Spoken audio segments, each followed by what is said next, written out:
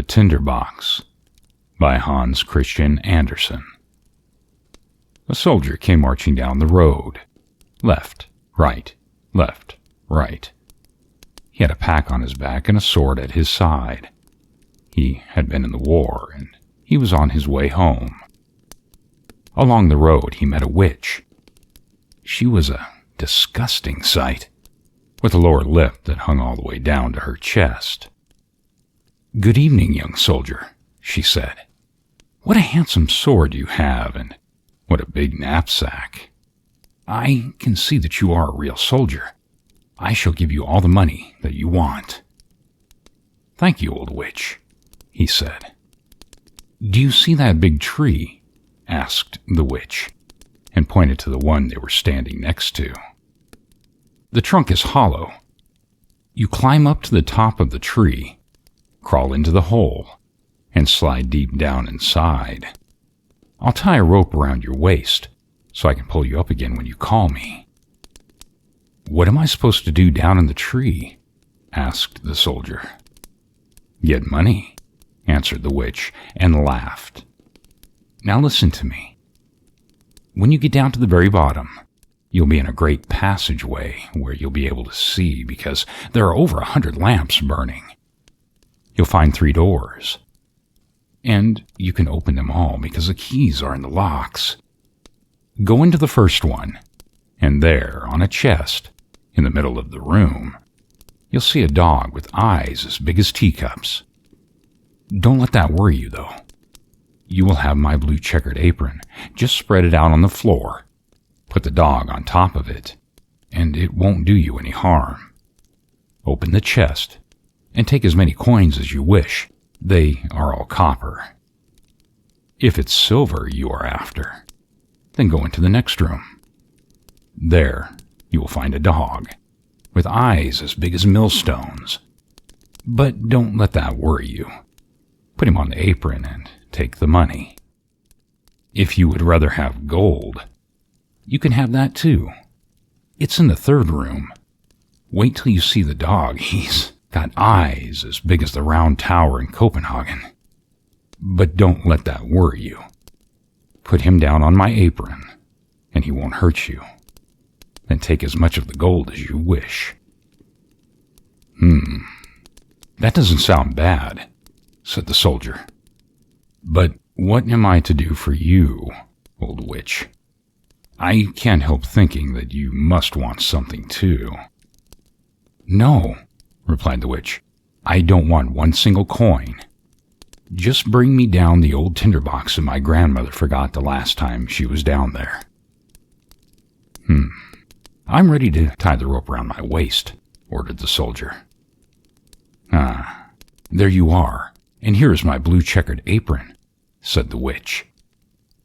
The soldier climbed the tree, let himself fall into the hole, and found that he was in the passageway where more than 100 lights burned. He opened the first door. There sat the dog with eyes as big as teacups glaring at him. "You are a handsome fellow," he exclaimed, as he put the dog down on the witch's apron. He filled his pockets with copper coins, closed the chest, and put the dog back on top of it. He went into the 2nd room. There sat the dog with eyes as big as millstones. "Don't keep looking at me like that," said the soldier good-naturedly. "It isn't polite, and you'll spoil your eyes." He put the dog down on the witch's apron and opened the chest. When he saw all the silver coins, he emptied the copper out of his pockets and filled both of them and his knapsack with silver. Now he entered the 3rd room. That dog was big enough to frighten anyone, even a soldier. His eyes were as large as the round tower in Copenhagen, and they turned around like wheels. "Good evening," said the soldier politely, taking off his cap. For such a dog he had never seen before. For a while he just stood, looking at it. But finally he said to himself, "Enough of this. Then he put the dog down on the witch's apron and opened the chest. "God preserve me," he cried. There was so much gold that there was enough to buy the whole city of Copenhagen and all the gingerbread men, rocking horses, riding whips, and tin soldiers in the world. Quickly, the soldier threw away all the silver coins that he had in his pockets and knapsack and put gold in them instead. He even filled his boots and his cap with money.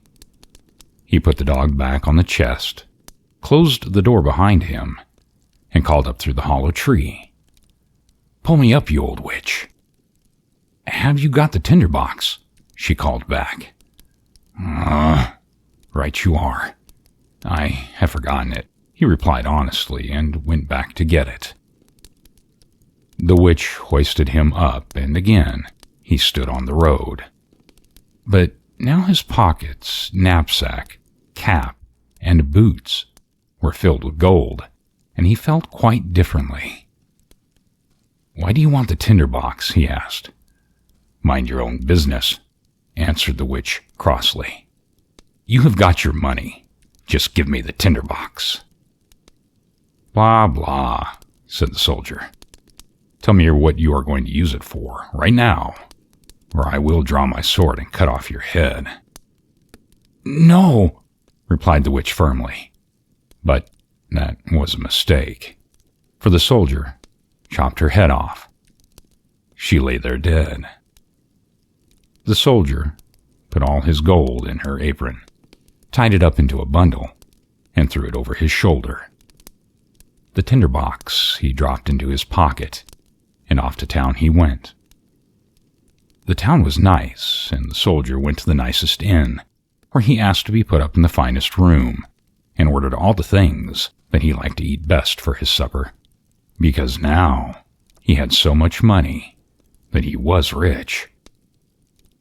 The servant, who polished his boots, thought it was very odd that a man so wealthy should have such worn-out boots, but the soldier hadn't had time to buy anything yet. The next day he bought boots and clothes that fitted his purse, and the soldier became a refined gentleman. People were eager to tell him all about their town and their king, and what a lovely princess his daughter was. I would like to see her," said the soldier. "But no one sees her," explained the townsfolk. "She lives in a copper castle, surrounded by walls and towers and a moat. The king doesn't dare allow anyone to visit her, because it has been foretold that she will marry a simple soldier, and the king doesn't want that to happen." If I could only see her," thought the soldier, though it was unthinkable.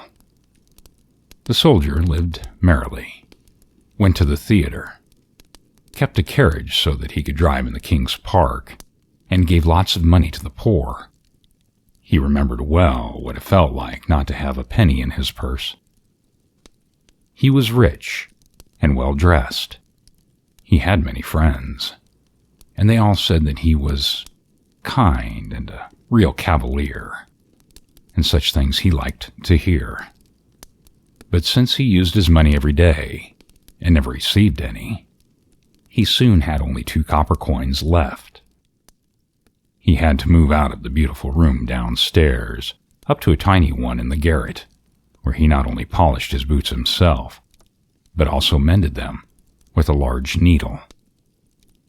None of his friends came to see him, for they said there were too many stairs to climb. It was a very dark evening, and he could not even buy a candle.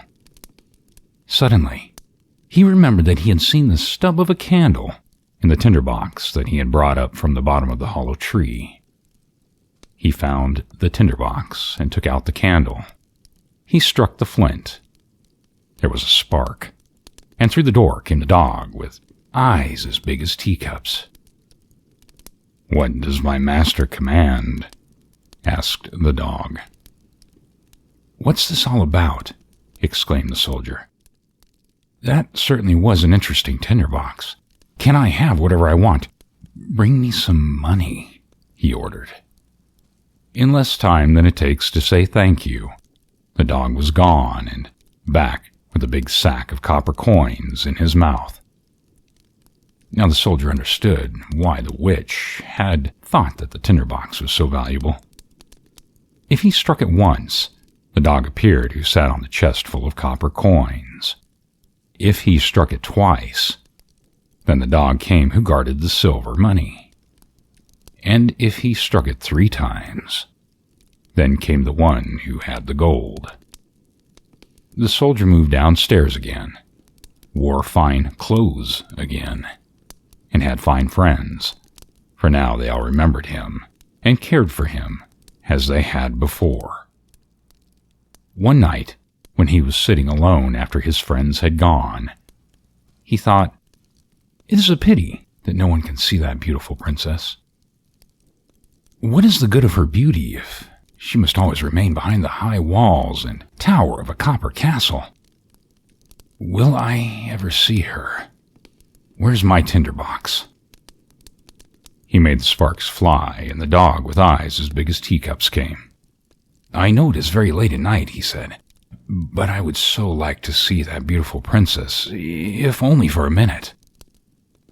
Away went the dog, and faster than thought he returned with the sleeping princess on his back.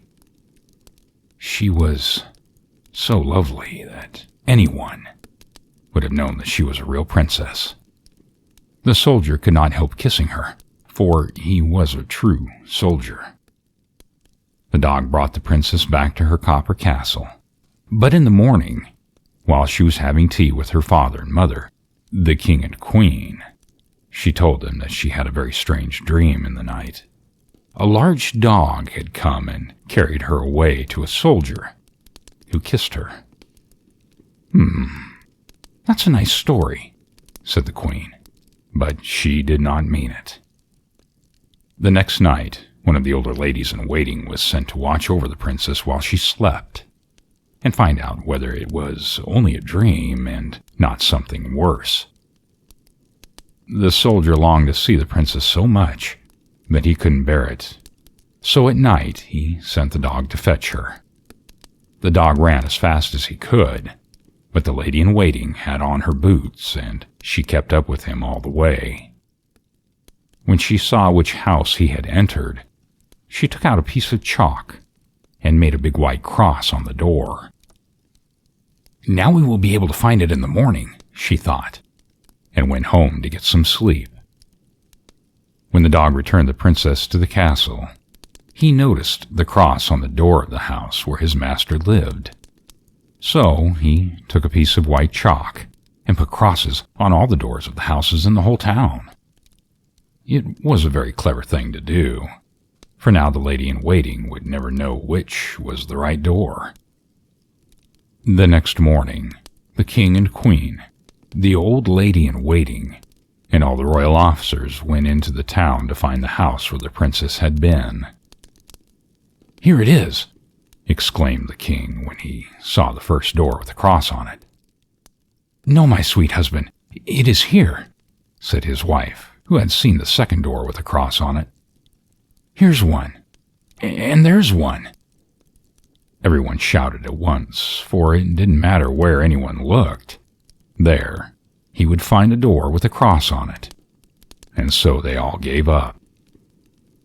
Now, the queen was so clever, she could do more than ride in a golden carriage. She took out her golden scissors and cut out a large piece of silk and sewed it into a pretty bag. This she filled with the fine grain of buckwheat and tied the bag around the princess' waist. When this was done, she cut a little hole in the bag, just big enough for the little grains of buckwheat to fall out, one at a time, and show the way to the house where the princess was taken by the dog. During the night, the dog came to fetch the princess and carry her on his back to the soldier, who loved her so much that now he had only one desire, and that was to be a prince, so that he could marry her. The dog neither saw nor felt the grains of buckwheat that made a little trail all the way from the copper castle to the soldier's room at the inn. In the morning, the king and queen had no difficulty in finding where the princess had been, and the soldier was thrown into jail. There he sat, in the dark, with nothing to do, and what made matters worse was that everyone said, "Tomorrow, you're going to be hanged." That was not amusing to hear. If only he had his tinderbox, but he had forgotten it in his room. When the sun rose, he watched the people through the bars of his windows as they hurried toward the gates of the city, for the hanging was to take place outside the walls. He heard the drums and the royal soldiers marching. Everyone was running. He saw a shoemaker's apprentice who had not bothered to take off his leather apron and was wearing slippers. The boy lifted his legs so high, it looked as though he were galloping. One of his slippers flew off and landed near the window of the soldier's cell. "Hey!" shouted the soldier. "Listen, shoemaker, wait a minute. Nothing much will happen before I get there. But if you will run to the inn and get the tinderbox I left in my room, you can earn 4 copper coins. But you'd better use your legs, or it will be too late." The shoemaker's apprentice, who didn't have 1 copper coin, was eager to earn 4, and he ran to get the tinderbox as fast as he could and gave it to the soldier. And now you shall hear what happened after that. Outside the gates of the town, a gallows had been built. Around it stood the royal soldiers and many hundreds of thousands of people. The king and queen sat on their lovely throne, and across from them sat the judge and the royal council. The soldier was standing on the platform, but as the noose was put around his neck, he declared that it was an ancient custom to grant a condemned man his last innocent wish. The only thing he wanted was to be allowed to smoke a pipe of tobacco. The king couldn't refuse, and the soldier took out his tinderbox and struck it once, twice, 3 times. Instantly, the 3 dogs were before him, the one with eyes as big as teacups, the one with eyes as big as millstones, and the one with eyes as big as the Round Tower in Copenhagen. "Help me! I don't want to be hanged!" cried the soldier. The dogs ran toward the judge and the royal council. They took one man by the leg and another by the nose and threw them up in the air so high that when they hit the earth again, they broke into little pieces. "Not me!" screamed the king. But the biggest dog took both the king and the queen and sent them flying up as high as all the others had been. The royal guards got frightened, and the people began to shout, "Little soldier, you shall be our king and marry the princess." The soldier rode in the king's golden carriage, and the 3 dogs danced in front of it and barked, "Hurrah!" The little boys whistled, and the royal guards presented arms. The princess came out of her copper castle and became queen, which she liked very much. The wedding feast lasted a week, and the 3 dogs sat at the table and made eyes at everyone. The end.